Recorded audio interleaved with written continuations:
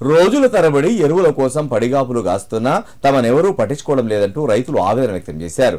ఉదయం నుంచి సాయంత్రం వేచి ఉండాల్సిన పరిస్థితి నెలకొందన్నారు. రైతుల ఇబ్బందులను దృష్టిలో ఉంచుకొని సరిపడా ఎరువులు అందించాలని కోరారు. సిద్దిపేట జిల్లా గజ్వేల్ పట్టణ కేంద్రంలోని ఎరువుల విక్రయ కేంద్రం వద్ద రైతులు మాట్లాడారు. గత 4 రోజుల నుండి యూరియా కోసం తిరుగుతూ ఇబ్బందులు పడుతున్నామన్నారు. గత ప్రభుత్వంలో ఎరువుల కోసం ఎలాంటి ఇబ్బందులు పడలేదన్నారు.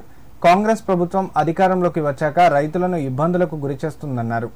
కనీసం సరిపడ యూరియా సరఫరా చేయడంలో ప్రభుత్వం విఫలమైందని ఆరోపించారు.